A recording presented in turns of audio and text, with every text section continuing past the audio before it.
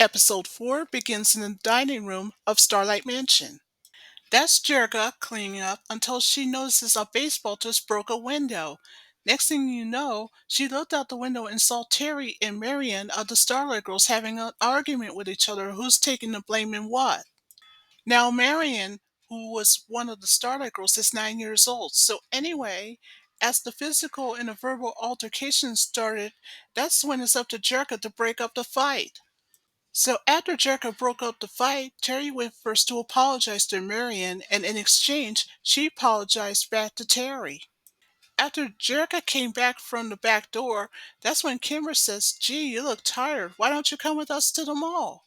Then Archie says, "I guarantee that that new outfit will make you 100% better." Then Jerrica remembers, "Oh my goodness, I'm supposed to do those tax forms at Starlight Music today." Then Jerga told the others that those tax forms are due the very next day. So you know what this means. Jerga will have to go to Starlight Music to get those tax forms done. So meanwhile there at Starlight Music, Kimber was asking Jerga, "Are you sure you don't want to go with us?" "I wish I could do that," Jerga said, "but I got tax forms to do." "Well, let us know when you change your mind," Asha said. And so the rest of the girls head off to the mall, while Jerga goes upstairs to her office to do some tax forms. Now that Jerk is halfway done with the tax forms, she went straight to the recording studio and played the tape, and she sang right through it with the song Imagine Me by the Holograms. It was during the montage of Imagine Me, Jerka can imagine what it's like to be in a world without care or worries or anything else. So when the song came to an end, she didn't notice that Rio just walked in and said, "Gee, I thought I heard Jim inside of there." "Well," Jerka says, "as a matter of fact, you just did. I just had the playback on the tape player." "Okay," Rio says, and both of them were walking together in the hallway.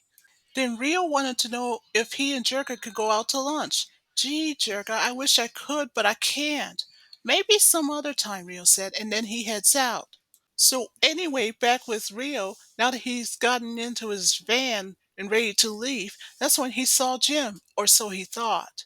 So Jim told Rio that since Jericho won't be able to make it to lunch, I can go to lunch with you. And so Rio agrees, and they both head off to the seafood restaurant in the mall. So meanwhile, at the Red Rock Cafe restaurant, and as they head inside, that's when Jim told Rio, "Well, anybody who can eat in there," and she's not kidding.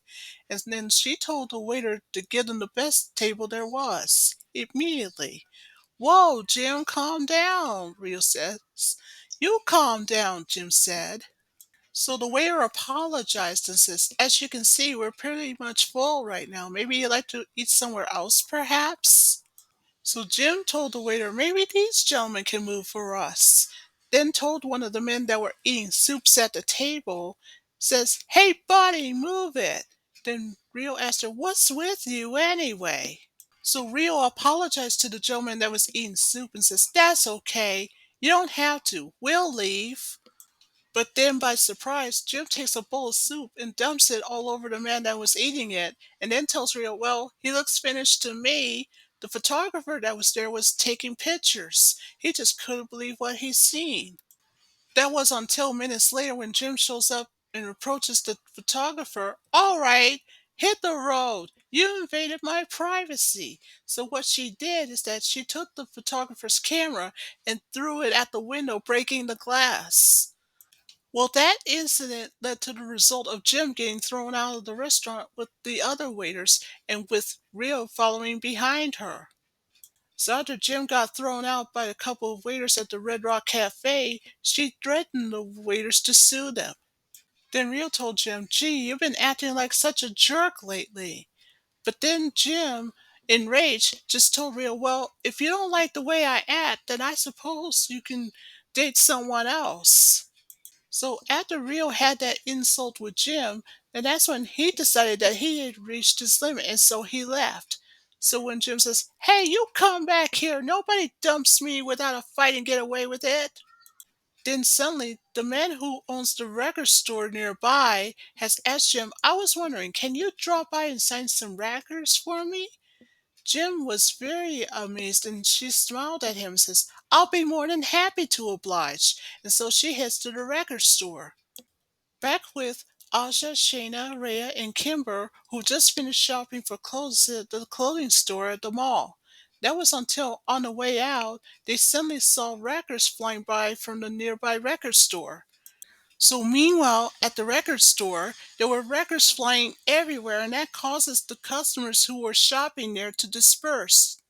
Suddenly, when the holograms heard the commotion coming from inside the record store, they decided that there was no time to waste, and so they went to investigate. So when the holograms went inside to investigate in the record store, they couldn't believe it. They saw Jim throwing records everywhere, and she's all upset that Starlight Music has already given permission for the fans to buy records at a discount. So when Kimber asks Jim, "What are you doing?" And that's when Jim answers with a rage and says, "I'm getting what's coming to me." And so she stormed out of the record store. The holograms just couldn't believe it. What was going on with Jim? Something must be off. So meanwhile, back at the Starlight Music's upstairs office with Jerrica, well, good news for her, she finished the tax forms. Well, anyway, now that Rio, who showed up minutes later and then asked Jerrica a question, "Do you realize that there was someone that you know is acting a little weird today?" So Jerrica wants to know from Rio, "What do you mean?" "Well, just earlier at the mall today, Jim acted a little weird, like a child, so to speak. She's been throwing temper tantrums." So after Jerrica heard that from Rio, she says, "Jim did that? But that's impossible," she says. So Rio, who agrees with Jerrica and says, "Well, I would have thought so myself." Then, minutes later, Kimber, Asha, Shayna, and Rhea came into Jerrica's office and says, "We need to talk." So Jerrica was asking Rio if he would mind mailing out the tax forms for her, and he was more than happy to do that. So after Rio left with the tax forms that needed to be mailed out, that's when Kimber demanded to know from her sister, "All right, what's going on at the mall today? At the record store earlier?" "You know," Kimber says, "this is not like you at all." Even Rhea, who agrees with Kimber, and so was Shayna, insists that something must be off with Jerka, or with Jim, so to speak. But Jerka soon dismisses it and said, "What are you all talking about? I've been upstairs in this office all day long, doing tax forms." So what Jerka is telling her four friends that there is no way that Jerka could have been there at neither the restaurant or the record store earlier at the mall that day. So Kimber made a suggestion with her sister that maybe you should take it easy. Take tomorrow off if you like. So Jerka told Kimber, "Look, I'm not crazy and I'm not making it up." So then it's Asha's turn to tell Jerka, "There's a music distributor show coming up the next day. Maybe you should go along with us." At first Jerka refused, but then Kimber made a suggestion.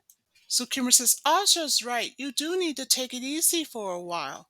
"Okay," Jerka says. So she agrees to go with her friends to the record promoter show. So the very next day, that's what Jerka and her friends did. They went to the music distribution show. So anyway, the holograms were discussing a suggestion of keeping an eye on Jerka in case something bad happens, but they didn't realize that Jerka had already wandered off. So when Aja and her friends knew that Jerka had already wandered off, she told her friends, "Okay, split up." She couldn't have gone far, so that's what they did. Back with Jim, who was at one of the show's booths, and that's when she knocked over the table after she said, "Well, here's what I think about your merchandise," and then she ran off. When Asha, Sheena, Rhea, and Kimber saw what had happened, they went chasing after Jim. But they didn't know, as by the time that Jim went around the corner, Jerka went after Jim too. So by the time the Jerker and her friends had arrived around the corner, all they saw was a cleaning woman scrubbing the floor. So when Jerker was asking her where Jim went, the cleaning woman denies that anybody that went this way. Well, that made Jerka angry, and her friends tries to hold her back. Also, Shayna, Kimber, and Rhea, and that's when she says, "She's lying. I know Jim's here. I'm not making this up." Back at Starlight Mansion, Jerrica tries to claim her case to her friends to say that she's not crazy and that she knows she saw Jim and she's not making it up. So then it's Asha's turn to ask a question. If she's not you, then who is she? So when Kimber shows up minutes later with some drinks and some snacks, She says, let's just watch TV and let's try to forget about it. And so Kimber turns on the TV. The next thing you know, the news reporter said that Jim is out of control. Fans were horrified to see the change in Jim's behavior. And next thing you know, she's been creating chaos and destruction everywhere. When Kimber saw it, she was horrified and decides to turn off the TV, but Jerrica says, no, leave it. Maybe there's something that we missed. Then the reporter says, wait, that's not all. Because Jim is now on the cover of Cool Trash magazine, and fans all of a sudden are turning against her. And if things couldn't get more worse, what Jerrica saw is that the fake Jim shows up at the Chinese theater with Flint Westwood, which is said to have his first movie premiere. And what she did is that she dumped popcorn all over Flint. So after Jerrica turns off the TV, she asked her friends a question. Now do you believe me? I think someone's trying to impersonate me. Then Jerrica told her friends that you can just rest assured that whoever she is, she's not getting away with it. Meanwhile, at Eric's upstairs office, Eric was busy reading the Cool Trash magazine about Jim and the article that says that fans are turning against her. You can tell that he was very impressed. Now you can tell that the Misfits had heard the good news from Eric when he said that soon the holograms will drop off the charts forever. And then Pizzazz of the Misfits says, yeah, sure, no thanks to you. Then minutes later, the cleaning woman walks in. So Eric says, why don't you go clean somewhere else? But wait, when the cleaning woman takes off her disguise, that's when Eric and the Misfits should have realized that the cleaning woman and the fake Jim was none other than Constance Montgomery, or Clash for short. You remember Video's cousin? So Pizzazz of the Misfits told Eric that this time they, being the Misfits themselves, are not going to rely on Eric.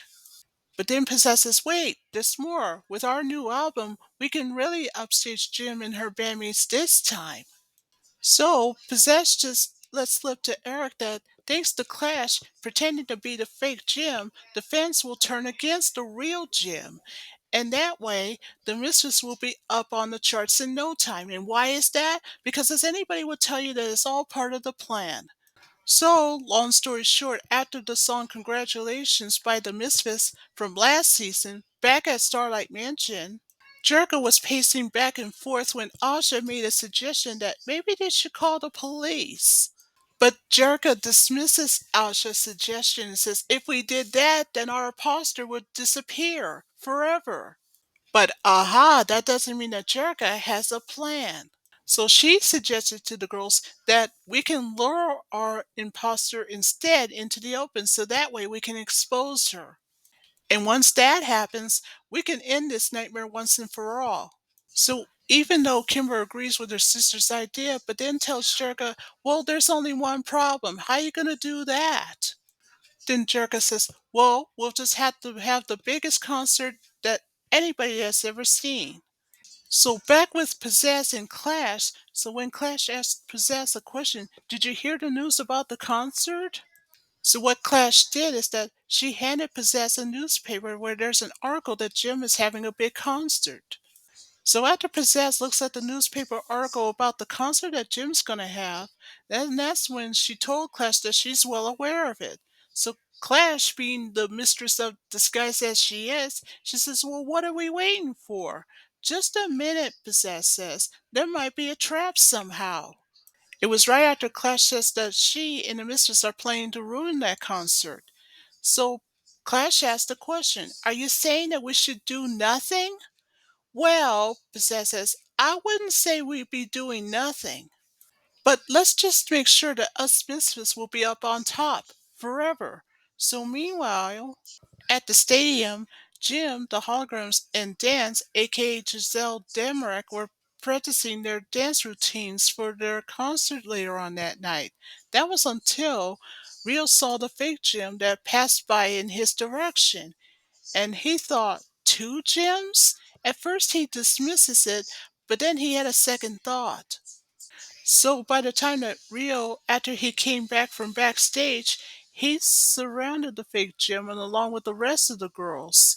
or so they thought, until Pizzazz the mistress sets up the castle prop in the middle of the stage. Well, luckily, everyone evacuated, but Kimber says, "Look, the fake Jim's getting away." So the holograms, Jim, Dance, and Rio went after her. So by the time that the good guys arrived at the parking area, the fake Jim had already taken the glitter and gold roaster and took off. But that doesn't mean that Rio and the girls went after the glitter and gold roaster in Rio's van. Back with Pizzazz the mistress, who stayed behind, she contacted Eric on her walkie-talkie, but not just Eric, but also Tech Rat, who's Eric's second right-hand guy. Back with the good guys in Rio's van, they're still trying to catch up to the glitter and gold roaster, who successfully made it to the first ferry. So that's when they saw a second ferry up ahead and decided to take it. And so that's what the good guys did. But the good guys didn't know is that they were watched by Eric and Tech Rat. So back on the ferry with the good guys, by the time they made it to the captain's cabin to talk to the captain of the ferry to follow the first ferry, there was nobody there. The room was empty. Well, except for the TV set. And on the TV set was Eric. Then Eric on the TV says, "I'm so glad that you all can make it. I hope you enjoyed your trip." The nurse says, "But with you and the girls out of the way, my gym, meaning the fake gym that is, will make the best concert debut there is. Oh, and one last thing. You and your holograms will be off the charts permanently." And then the transmission ended. Rio, Jim, and the girls should have known right at that moment it was all part of the plan to get Jim out of the way so that the fake Jim, meaning Eric's gym, will take over the concert and along with the Misfits too. If that's not bad enough, Rio and the girls should have realized that the moment they went on the ferry, the radio had been smashed, so there was no way they can contact the Coast Guard or anybody that can help them. But when Rio and the girls looked up there, it's Jim, and with an axe. So you know what this means. She told the others that she has a plan to have everybody build a raft so they can get off the ferry. So that's what they did. So thanks to a little bit of ingenuity, so everyone, the girls and Rio, with their homemade raft, they put it on the water, and they decided to paddle themselves to shore. So that's what they did. So back with the Misfits, they finally showed up backstage when Jim's designer was telling the fake Jim, "Well, you picked a heck of a time to show up." So Eric introduced himself as, quote, Jim's new manager. And so the fake Jim just told Eric to send the designer away. And so that's what he did. Back with Jim, the holograms Rio, who were paddling themselves to shore with the homemade raft. The first thing Rio did was to apologize to Jim about how big of a fool he's been for not believing in her. Jim not only forgives Rio, but said that there was no way he could have known anything about it otherwise. Then Kimber says, "I hate to break up the reunion, but I think we have a problem." And that's when the girls in Rio knew the raft that they made earlier on the ferry is falling apart. The girls panicked, and then Jim says, "Wait, there's something up ahead." The girls now know what to do. They tried to paddle their way to shore while the raft was breaking apart. So back with the fake Jim, now in the dressing room, while the missus were talking about how the clothes will make too bad for Jim, in the meantime, Eric makes a phone call to the press and then told the fake Jim, would it be wonderful to see Jim's career fall apart? And I guess you could say the fake Jim looks at Eric with delight. Back with the real Jim, Rio and the rest of the girls were trying desperately to paddle their way to shore while the raft was breaking apart. But after the raft broke apart, it's now up to the girls in Rio to swim to shore. Good news, they actually made it. Onto the beach, of course. So now all that's left for Jim and the girls, including Rio, had to do was to find someone who could give them a lift to the concert in time. So meanwhile, back with the fake Jim in the dressing room, as you may have guessed it, the fake Jim didn't like the food that was over a day old, so she threw the plate out the dressing room. It's so hard to get good help these days, the fake Jim said. Even the Misfits had agreed with the fake Jim. So now it's up to Eric, who shows up minutes later to escort her out, and worst of all, fires the person right on the spot. But not just her, but also the rest of the roadies as well. So now that the roadies who were disgusted and humiliated after being fired by Eric, they left soon after that. Back with the good guys, now they made it onto the main road. Well, good news for Jim, she saw a pickup truck that's coming in their direction. So after the driver pulled over, Jim was asking the driver if she can get a lift from her bandmates, and of course Rio. The daughter of the truck driver has told her father, let's give them a lift. But the daughter's father, who's a truck driver, refused because he just heard on the radio and saw on TV what Jim did. So the truck driver told his daughter that he doesn't want his daughter to be involved in neither Jim nor her bandmates and to be associated with them whatsoever. But the truck driver's daughter had to convince him otherwise and said that there's no way that this Jim right here could have done these nasty things. Why would she do such a thing? So Jim, who agrees with the truck driver's daughter, and then she says, I'm glad that there is someone there who believes me. So Jim says, let's make a deal.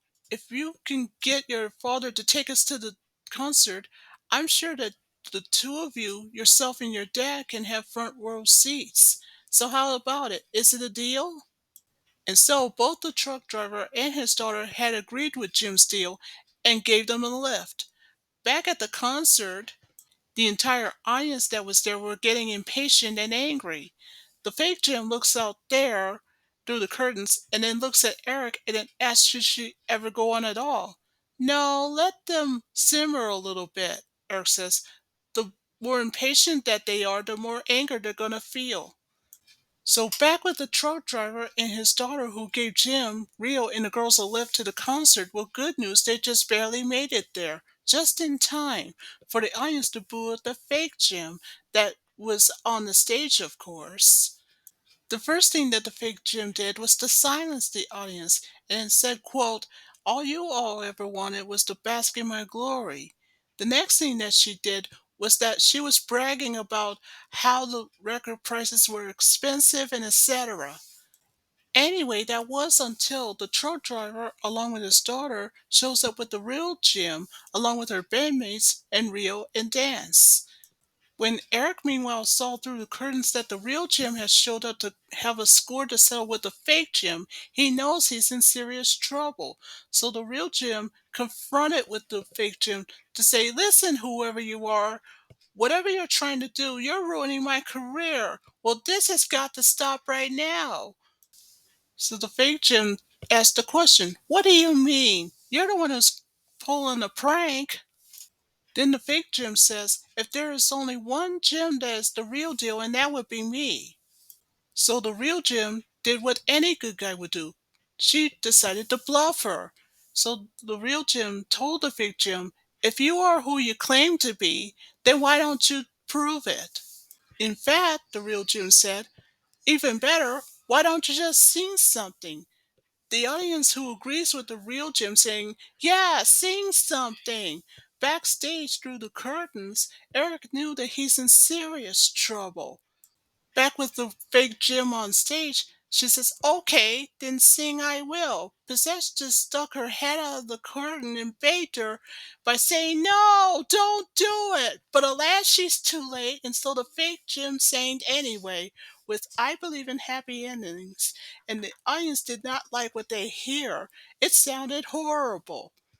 So what the audience did is that thanks to the tomatoes that they borrowed from the back of the man's pickup truck, they started throwing tomatoes at the fake Jim until finally at last the fake Jim was revealed to be Constance Montgomery, or Clash for short, in disguise.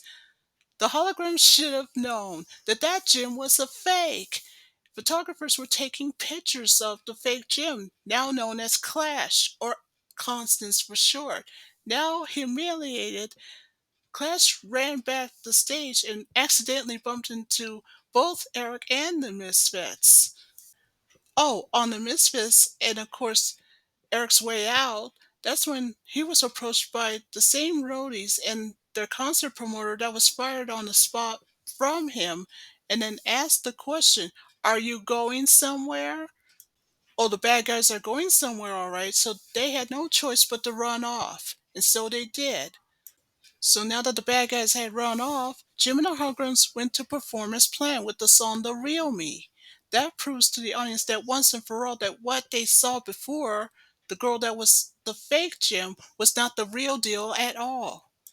And even better, the truck driver's daughter now realizes that before her eyes, what she saw was the real deal and not the fake one. So when the song came to an end, the audience cheered because they now realize that there's only one Jim, and that is, in fact, the good guy, the real deal. And so that ends episode 4.